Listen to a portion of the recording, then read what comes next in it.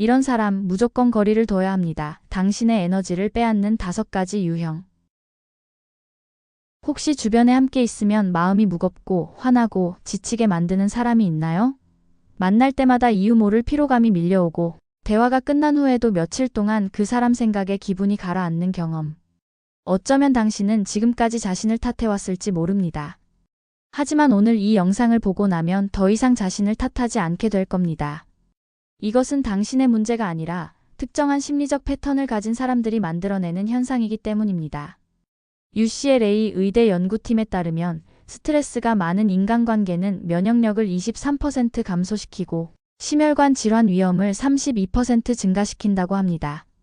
오늘은 심리학과 뇌과학 연구를 바탕으로 당신의 정신 에너지를 소진시키는 5가지 인간 유형을 분석해 드립니다.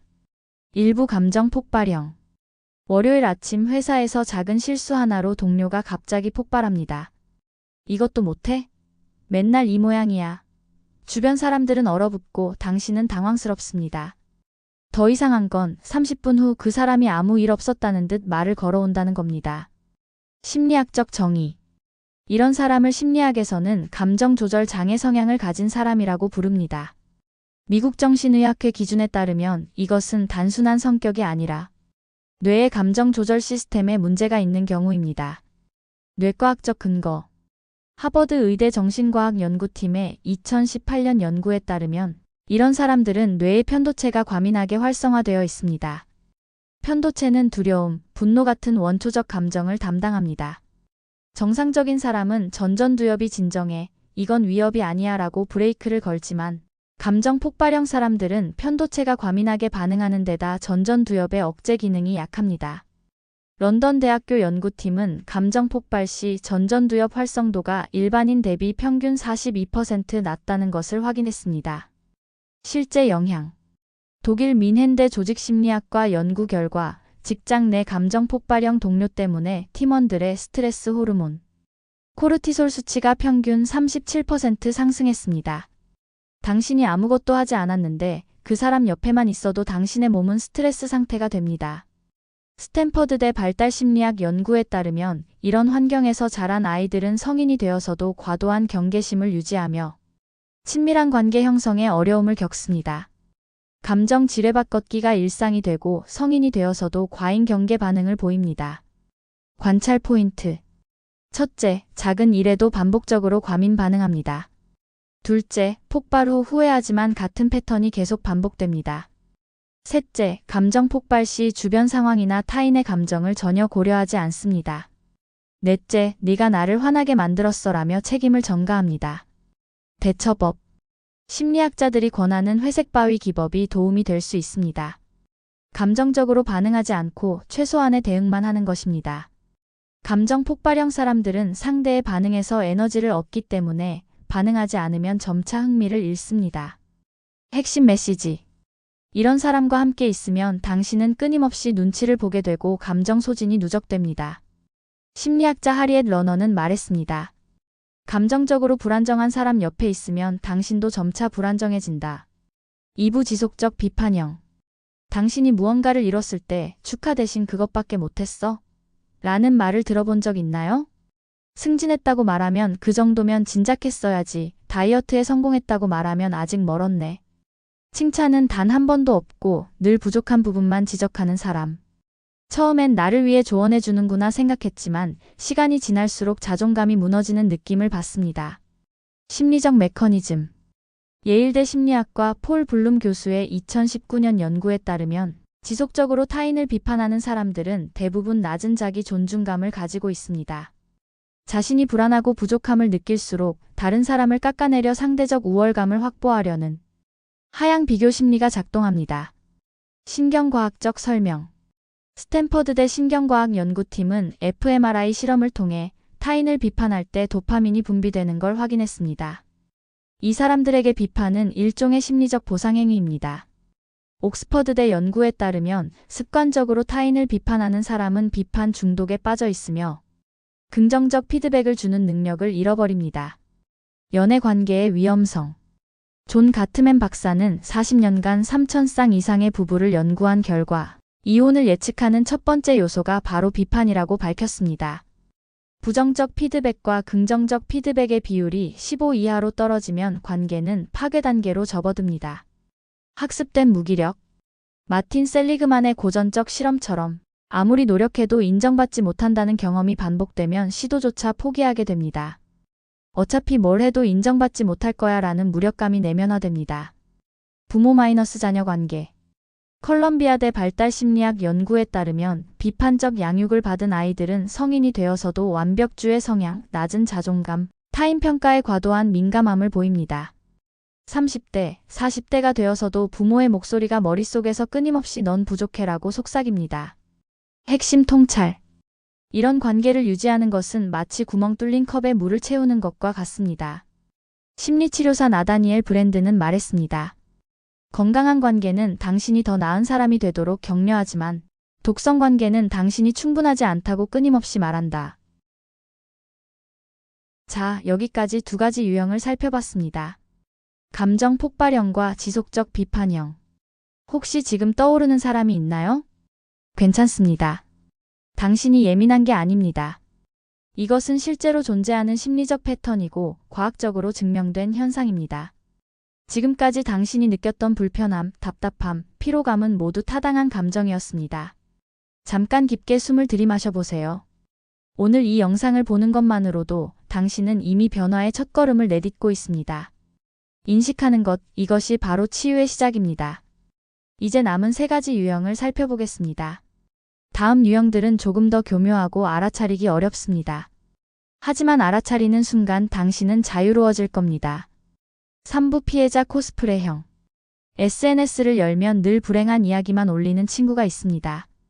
오늘도 최악이야. 왜 나한테만 이런 일이, 아무도 날 이해 못해. 처음엔 위로하고 공감했지만 몇 개월이 지나도 상황은 전혀 나아지지 않습니다. 오히려 조언하면 그건 내가 몰라서 하는 소리라며 방어적으로 나옵니다. 마치 불행이 그 사람의 정체성인 것처럼. 심리학적 개념. 펜실베이니아대 심리학과 연구에 따르면 일부 사람들은 자신을 피해자로 포지셔닝함으로써 책임을 회피하고 주변의 관심과 동정을 얻으며 변화의 압박에서 벗어나는 무의식적 전략을 사용합니다. 뇌과학적 보상회로. 공감과 위로를 받을 때 뇌의 보상회로에서 옥시토신과 도파민이 분비됩니다. 즉, 불행을 호소하고 위로받는 패턴이 반복되면 뇌는 이것을 보상받는 행동으로 학습하게 됩니다. 캘리포니아대 연구팀에 따르면 이런 패턴이 3개월 이상 지속되면 뇌의 신경회로가 재구성되어 실제로 불행 중독 상태가 됩니다. 현상 유지 편향. 프린스턴대 행동심리학 연구에 따르면 인간은 변화의 불확실성보다 익숙한 고통을 선택하는 경향이 있습니다. 변화는 불확실하고 두렵지만 익숙한 불행은 예측 가능하기 때문입니다. 직장과 연애관계.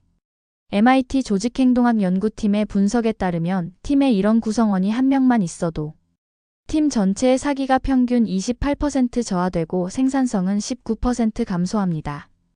연애 관계에서는 구조자 피해자 역동이 형성되며 결국 구조자 역할을 하는 사람이 번아웃에 빠집니다. 공감 피로. 존스 홉킨스 의대 연구에 따르면 지속적으로 타인의 고통에 공감하다 보면 정작 자신의 감정은 소진되는 공감 피로 현상이 나타납니다. 증상은 무감각, 짜증, 죄책감, 회피입니다. 핵심 통찰. 심리학자 제프리 영은 말했습니다. 진정한 피해자는 도움을 받으면 성장하지만 피해자 역할을 하는 사람은 도움을 받아도 계속 피해자로 남는다. 공감과 경계 둘 다 중요합니다. 하지만 경계 없는 공감은 결국 당신을 소진시킵니다. 사부 조종형. 너 요즘 좀 이상한 것 같아. 그 친구 만나지 마. 내가 너 생각해서 하는 말인데 그 선택은 좀 아닌 것 같아. 처음엔 걱정해주는 것처럼 들립니다. 하지만 시간이 지나면서 깨닫게 됩니다. 내 모든 결정에 이 사람의 의견이 들어가 있다는 것을. 마키아벨리 성향. 코넬대 심리학과 연구에 따르면 마키아벨리 성향을 가진 사람들은 타인을 자신의 목적을 위한 수단으로 보며 감정적 교류보다는 전략적 관계를 선호하고 도덕성보다 효율성을 우선시합니다. 미묘한 조종 기술. MIT 행동경제학 연구팀의 분석에 따르면 효과적인 조종은 직접적 명령이 아니라 상대방이 스스로 선택한 것처럼 느끼게 만드는 기술입니다. 하버드 설득심리학 연구에서 밝혀진 조종의 6가지 기법. 죄책감 유발, 공포 자극, 의무감 강조, 고립시키기, 정보 왜곡, 보상과 처벌입니다. 무의식적 누출. 폴 에크만의 미세표정 연구에 따르면 아무리 능숙한 조종자라도 순간적으로 진심이 드러나는 순간이 있습니다. 0.2초 미만의 짧은 순간에 나타나는 진짜 감정, 말투의 미묘한 변화, 눈빛의 차가움을 누출이라고 부릅니다. 연애와 직장 관계. 시애틀 가정폭력 연구센터에 따르면 심각한 가정폭력 케이스의 89%가 고립 단계를 거친 후 발생했습니다. 스탠퍼드 경영대학원 연구에 따르면 조종형 환경에서 일하는 직원들은 우울증 발생률 3.2배 증가, 이직 의향 4.7배 증가, 업무 만족도 62% 감소를 보입니다. 자기결정이론. 심리학자 에드워드 대시에 따르면 인간의 심리적 건강에 가장 중요한 3가지 욕구는 자율성, 유능성, 관계성입니다. 조종형 인물은 당신의 자율성을 서서히 빼앗아갑니다.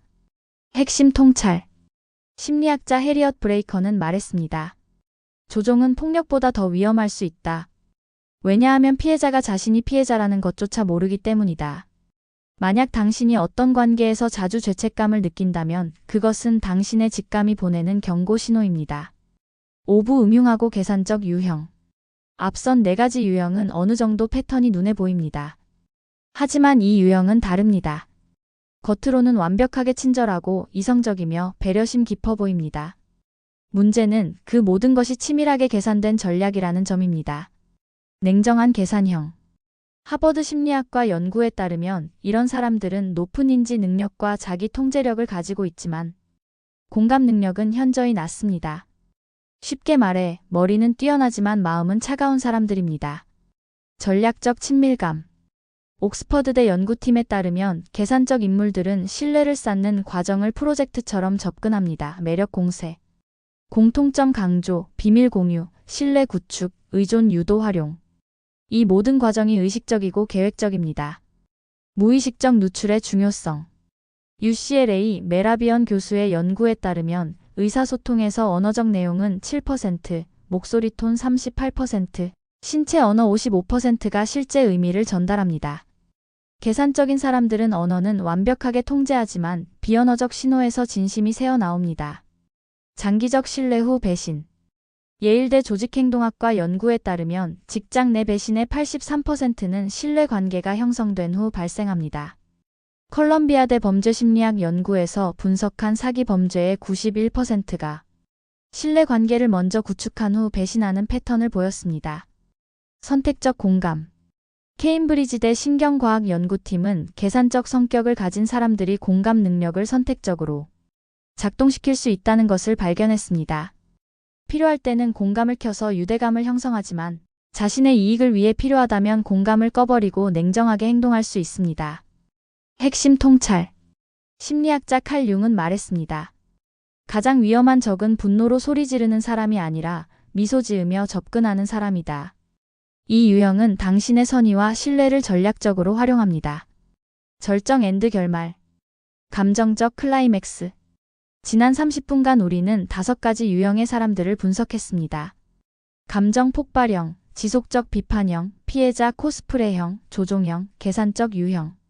이들의 공통점은 모두 당신의 정신 에너지를 소진시키고 자존감을 무너뜨리며 결국 당신의 삶의 질을 떨어뜨린다는 점입니다. 핵심 메시지. 이런 사람들과 거리를 두는 것은 단순한 회피가 아닙니다. 이것은 자기 보호이며 정신적 생존 전략이며 당신의 인생에 대한 존중입니다. 심리학자 칼 로저스는 말했습니다. 건강한 관계는 당신을 성장시키지만 독성 관계는 당신을 소진시킨다. 실천 가이드. 인식하기 -2 영상을 통해 당신은 이미 첫 번째 단계를 완료했습니다. 감정 확인하기 -2 관계에서 나는 어떤 감정을 느끼는가? 경계 설정하기 - 당신을 보호할 경계가 필요합니다. 죄책감 내려놓기 - 누군가의 감정을 책임질 의무가 없습니다. 지지체계 구축하기 - 건강한 관계와 더 많은 시간을 보내세요. 자기 성찰. 지금 내 주변에 이런 유형의 사람이 있나요? 그 사람과의 관계에서 나는 어떤 감정을 느끼나요? 만날 때마다 에너지가 충전되나요? 아니면 소진되나요? 당신의 마음이 이미 답을 알고 있을 겁니다. 이제 그 답에 따라 행동할 용기를 가지세요. 기억하세요. 당신은 존중받을 자격이 있습니다. 당신은 안전한 관계를 누릴 권리가 있습니다. 당신은 충분히 가치 있는 사람입니다. 누군가 당신을 그렇게 대하지 않는다면 그건 당신의 문제가 아니라 그 사람의 문제입니다. 오늘 영상이 도움이 되었다면 구독과 좋아요 부탁드립니다. 댓글로 여러분의 생각을 나눠주세요. 다음 영상에서 또 만나요. 당신의 마음 건강을 지키시길 바랍니다. 당신은 혼자가 아닙니다.